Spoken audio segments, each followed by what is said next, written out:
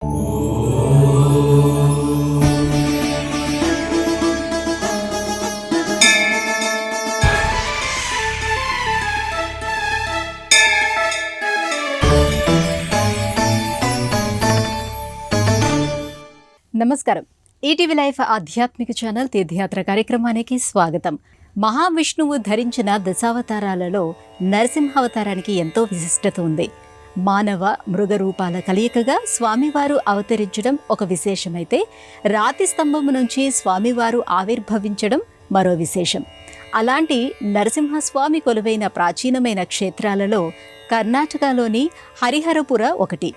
అగస్త్య మహర్షి ప్రతిష్ఠించిన ఇక్కడి మరకత లక్ష్మీ నరసింహస్వామి సన్నిధానమే నేటి మన తీర్థయాత్ర.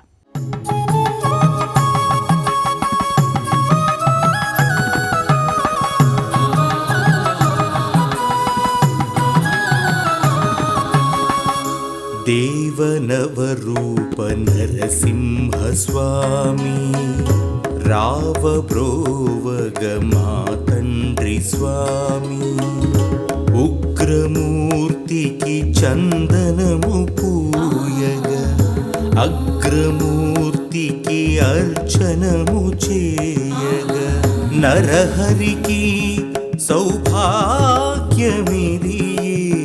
శ్రీహరికి సౌఖ్యంబు ఇది, భక్తితో పూజింతుమయ్యా ముక్తిని మాకియవయ్యా,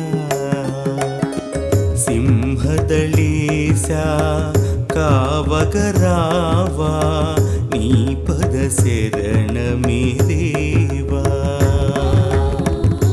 దేవనవరూప నరసింహస్వామి రావబ్రోవగ మా తండ్రి స్వామి. దుష్ట శిక్షణ శిష్ట రక్షణ అనివార్యమైనప్పుడు భగవంతుడు అవతరిస్తూ రావటం మనకి పురాణాలలో కనిపిస్తుంది. హిరణ్యకశిపుడు అహంకారానికి ప్రతిబింబంగా కనిపిస్తే, అచంచలమైన భక్తి విశ్వాసాలకి ప్రహ్లాదుడు ప్రతీకగా నిలుస్తాడు. ఆపదలో ఉన్న తన భక్తులను భగవంతుడు రక్షిస్తాడు, ఆత్మీయంగా చేరదీస్తాడు అనటానికి నిలువెత్తు నిదర్శనం నరసింహావతారమే. అలాంటి నరసింహస్వామి లక్ష్మీ సమేతుడై వెలుగొందుతున్న క్షేత్రం ఇది. కర్ణాటక అనేక ప్రాచీనమైన ఆలయాలకు ఆశ్రయం కల్పించిన నేల.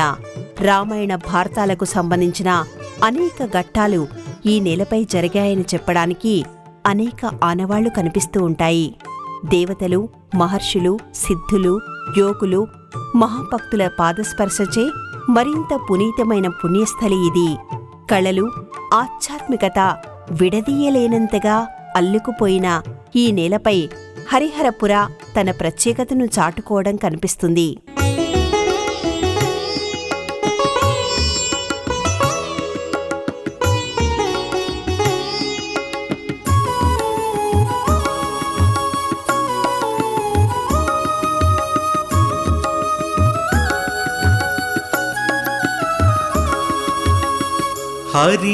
హరినామామృతమే మనకది భోగమే, నారాయణ మంత్రమదియేగ ధ్యానమే. హరినామామృతమే మనకది భోగమే, నారాయణ మంత్రమదియేగ ధ్యానమే. కనులారా వీక్షించ చాలునే, మనసారా దర్శించ చాలునే. నిలిపితి మదిలో భక్తిగా స్వామి, కొలిచితి నాలో శక్తిగా స్వామి. శరణమి నరసింహ స్వామి.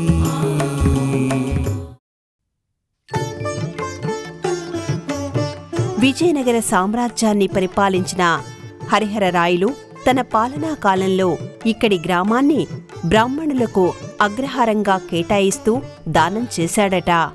అప్పుడు ఆ బ్రాహ్మణులంతా హరిహరరాయలు పేరుమీద ఈ గ్రామానికి హరిహరపుర అనే పేరు పెట్టారని అంటారు.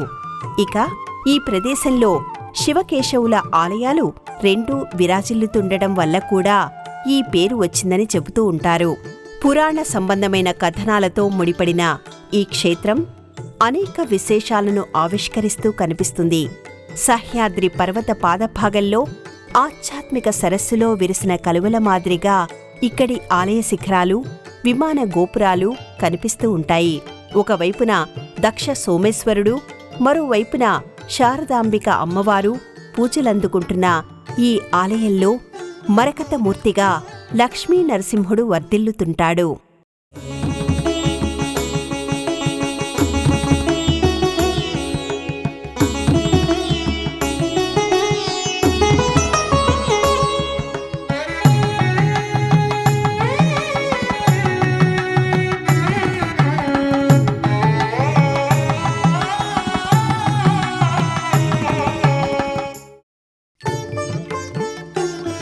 సాధారణంగా కొన్ని క్షేత్రాలు యాగభూమిగా, కొన్ని తీర్థాలు తపోభూమిగా, ఇంకొన్ని ప్రదేశాలు జ్ఞానభూమిగా పేర్కొనడం మనకి ఆధ్యాత్మిక గ్రంథాల్లో కనిపిస్తుంది.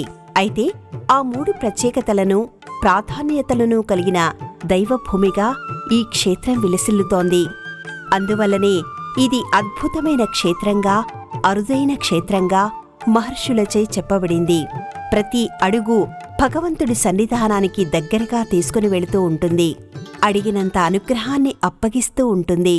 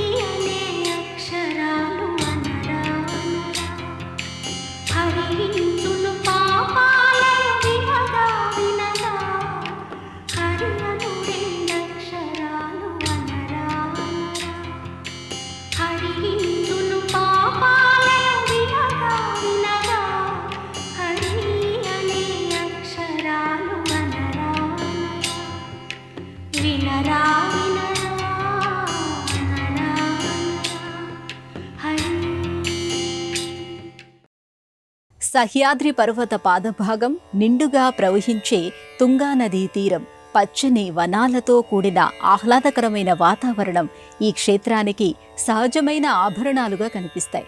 ఎత్తైన కొబ్బరి చెట్ల మధ్యలో ఆలయాల సముదాయంగా ఈ క్షేత్రం తన వైభవాన్ని ఆవిష్కరిస్తుంది. రహదారి పక్కనే ఉన్న ఈ ఆలయం అడుగడుగున రమణీయతను పంచుతుంది. వర్ణరంజితమైన గోపురాలను తలపిస్తూ నిర్మించిన స్వాగత తోరణం ఈ ఆలయానికి ప్రధానమైన ఆకర్షణగా చెప్పుకోవాలి. ప్రధానమైన రాజగోపురం 3 అంతస్తులతో 9 కలశాలతో అలరారుతూ ఉంటుంది. దశావతార మూర్తులకు సంబంధించిన ప్రతిమలను ఈ గోపురంపై మలచారు. రాజగోపురానికి ఇరువైపులా 7 కలశాలతో కూడిన శిఖర భాగాలు కనిపిస్తూ ఉంటాయి. ఒక గోపుర శిఖర భాగంపై మహర్షులు, ఆధ్యాత్మిక గురువుల ప్రతిమలు, మరో గోపుర శిఖర భాగంపై శారదాంబకు సంబంధించిన మూర్తులను నిలిపారు. అసమానాకృతివే చందన స్వామి లక్ష్మీ హరితేజ అంతర్యామి. అసమానాకృతివే చందన స్వామి లక్ష్మీ హరితేజ అంతర్యామి. పరమాత్మా సర్వంబు నీవే నరసింహ చిత్తంబు నీదే. తలచితి మదిలో నిత్యము స్వామి పలికితీలలో సత్యము స్వామి. మనసి నరసింహ స్వామి.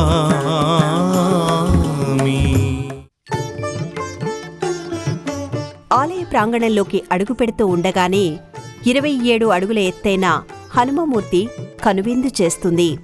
ఒక మోకాలును నేలకు ఆంచి కూర్చొని నమస్కార ముద్రలో స్వామివారు దర్శనమిస్తూ ఉంటాడు.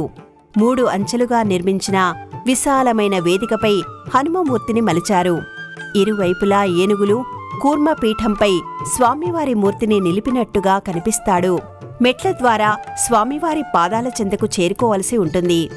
ఈ తరహా ముద్రలో ఇంతటి భారీ హనుమమూర్తిని ఏర్పాటు చేయడం అరుదనే చెప్పుకోవాలి. హనుమంతుడు సంజీవని పర్వతాన్ని తీసుకుని వస్తున్నప్పుడు ఆ పర్వతంపై నరసింహ సాలగ్రామం లభించిందట. ఆ తర్వాత ఆ సాలగ్రామాన్ని ఆరాధించిన హనుమయ్యకి నరసింహస్వామి సాక్షాత్కారం లభించిందట. తన క్షేత్రాలలో క్షేత్ర పాలకుడిగా ఉండమని స్వామివారు హనుమను అనుగ్రహించినట్టుగా కొన్ని కథనాలు మనకి కన్నడ నేలపై వినిపిస్తూ ఉంటాయి. అలా చూసుకుంటే ఈ హనుమయ్యనే ఇక్కడి క్షేత్ర పాలకుడిగా చెప్పుకోవలసి ఉంటుంది. అదిగో స్వామిని చూడరా పరమానందమురా, భక్తితో స్వామిని వేడరా శుభములను సగునురా. చింతలు తీర్చెడి స్వామిని మనసున నిలుపుమురా, కొలిచిన సత్యము చూపురా కష్టము తీర్చునురా. పచ్చని ప్రకృతి ఒడిలో ఎత్తైన ప్రదేశంలో నిర్మించిన దేవాలయం ఇది. ఒక పుష్కర కాలం క్రితం పునర్నిర్మాణాన్ని జరుపుకున్న ఈ ఆలయం బలమైన దృఢమైన ప్రాకారాలతో పంచకలశాలతో కూడిన గోపురంతో ఆధ్యాత్మిక చింతనకు అసలైన ద్వారంగా దర్శనమిస్తూ ఉంటుంది. రాజగోపురానికి ఇరువైపులా మలచిన రాతిసింహాలు ఈ క్షేత్ర వైభవాన్ని అందంగా ఆవిష్కరిస్తూ ఉంటాయి. విశాలమైన మెట్ల ద్వారా ఈ ఆలయ సన్నిధికి చేరుకోవాల్సి ఉంటుంది. ప్రధానమైన ఆలయం దగ్గరికి చేరుకుని చూస్తే ఎదురుగా ఈ క్షేత్రాన్ని ఆత్మీయంగా స్పర్శిస్తూ పరవశిస్తూ తుంగానది ప్రవహిస్తూ ఉంటుంది. ఈ ఆలయానికి మొదటి ప్రాకారంగా కొబ్బరి చెట్లు ఉన్నాయేమో అనే భావన కలుగుతుంది. ప్రధానమైన ఆలయానికి ఎదురుగా అగస్త్య మహర్షి మందిరం కనిపిస్తుంది. లక్ష్మీ నరసింహస్వామి కోసం అగస్త్యుడు తపస్సు చేసి ఆ స్వామి సాక్షాత్కారాన్ని పొందిన ప్రదేశమిది. లక్ష్మీ నరసింహుడి మరకతమూర్తిని ఇక్కడ ప్రతిష్ఠించి ఆరాధించింది అగస్త్యులవారే.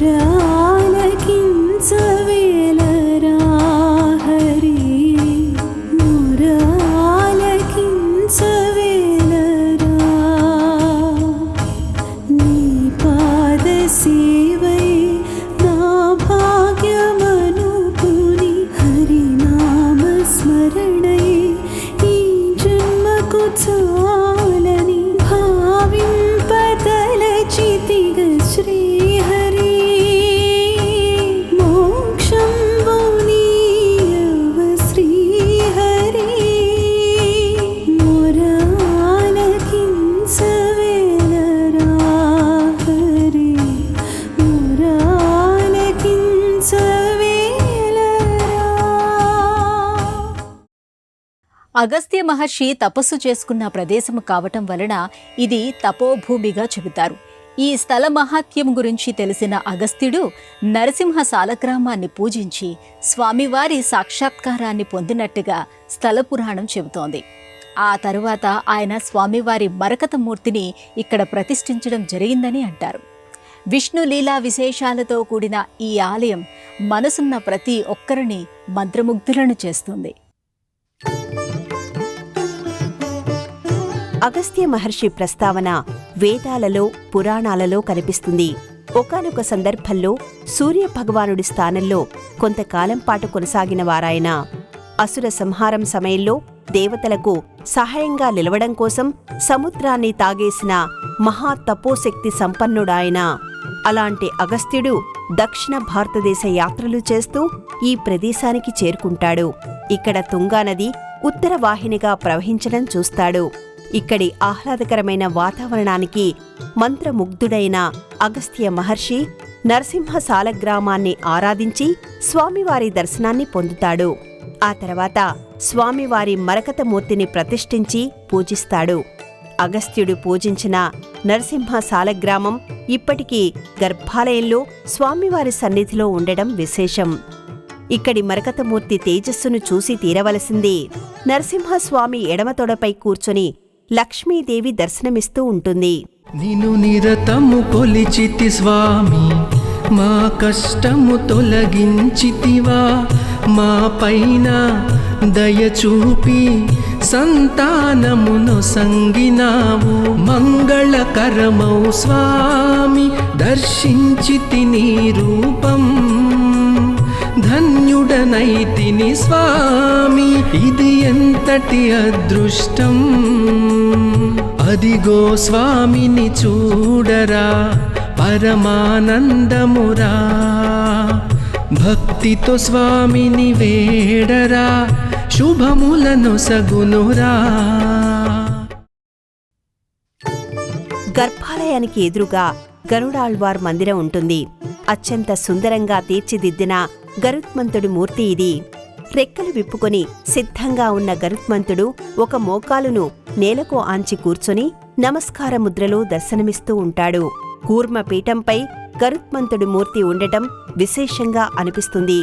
గరుడాళ్వారికి నమస్కరించుకున్న భక్తులు లక్ష్మీ నరసింహుల పాదాల సన్నిధిలో తమ మనసు మాలికలను సమర్పిస్తారు. కొంతకాలం క్రితం పునర్నిర్మాణం జరుపుకున్న ఈ ఆలయం శిల్పకళా శోభితమై కనిపిస్తుంది. ఆలయ గోడలపై రామాయణ, భాగవత దృశ్యాలు, దశావతార మూర్తుల శిల్పాలను ఆవిష్కరించారు. అణువణువున జీవం ఉట్టిపడే ఈ శిల్పచిత్రాలు విస్మయలను చేయకుండా వదలవు. మనసుకు మరువలేని అనుభూతులు మూటకట్టకుండా విడిచిపెట్టవనే చెప్పాలి. వెండి ద్వారాలు, మకర తోరణం, మధ్యలో లక్ష్మీదేవి సమేతుడైన నరసింహస్వామి పసిడి పంచ పడగలనే ఛత్రంగా చేసుకుని భక్తులకు నేత్రోత్సవం చేస్తూ ఉంటాడు. స్వర్ణ కిరీటం, స్వర్ణాభరణాలు ధరించిన లక్ష్మీ నరసింహుడి దివ్యమంగళ రూపం దర్శనమాత్రం చేతనే పాపాలను కడిగేస్తుంది, శాపాలను తొలగిస్తుంది, దోషాలను దూరం చేస్తుంది. దుష్ట శక్తులచే పీడించబడుతున్న వారికి ఈ క్షేత్రంలో అడుగుపెట్టిన మరుక్షణమే విముక్తి కలుగుతుందనే విశ్వాసం ఇక్కడ బలంగా కనిపిస్తుంది.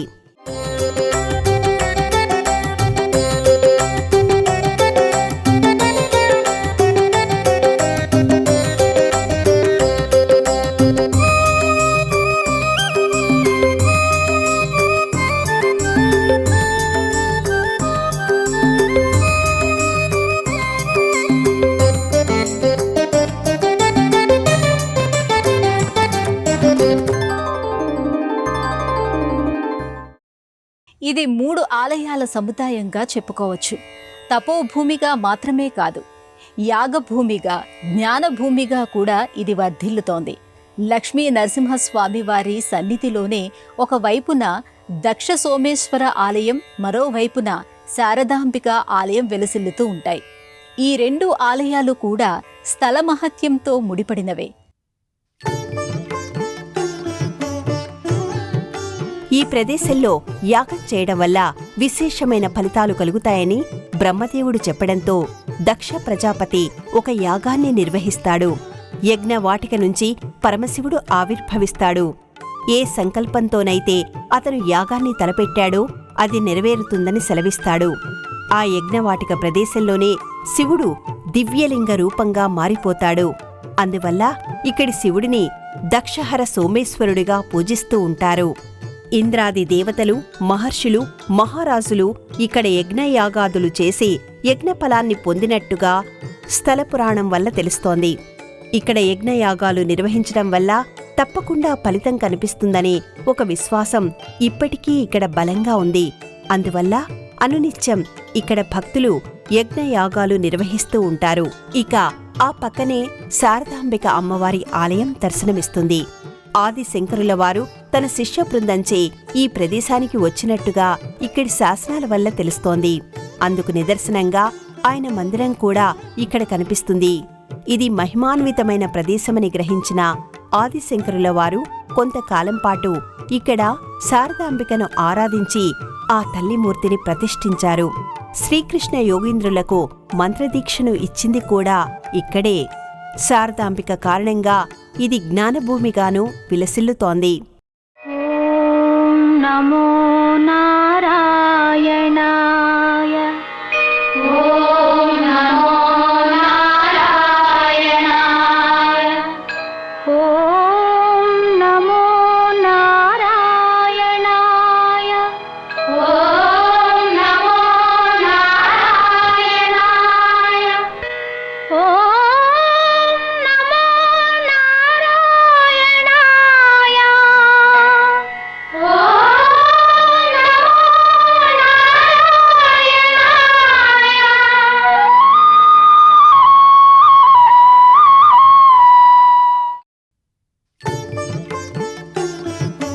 ఈ ఆధ్యాత్మిక ధామంలో ఒక విశేషం మనలను విస్మయులను చేస్తుంది.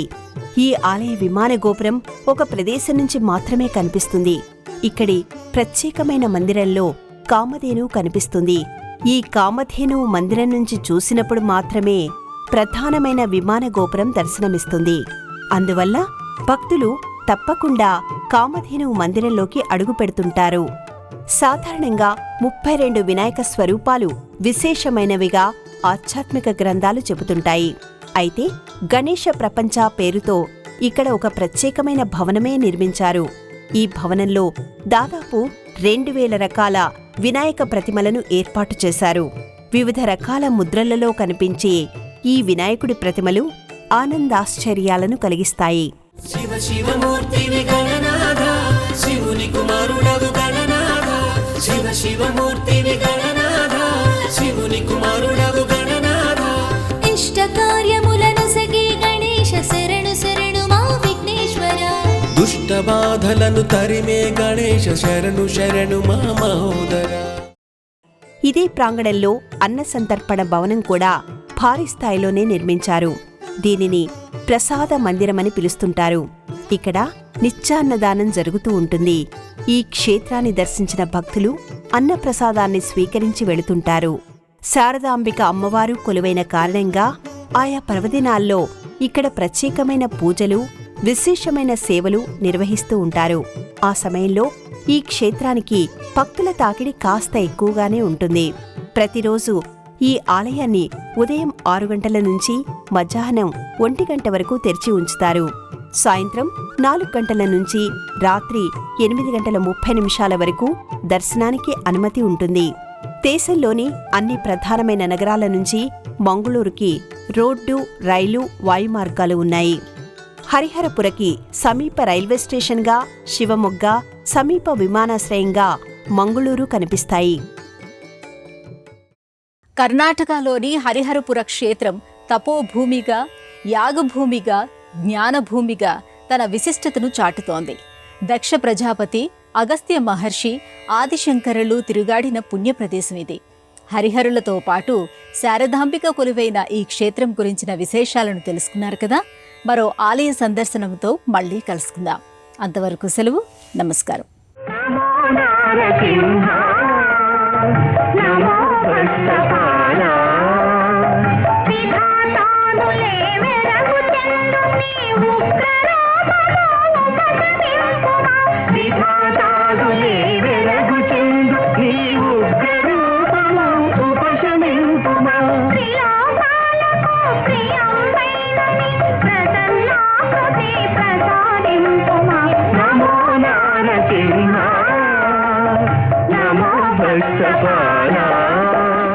ఈ కార్యక్రమాన్ని తిరిగి చూడాలనుకుంటే www.youtube.com/@ETV Life Spiritual లో చూడవచ్చు.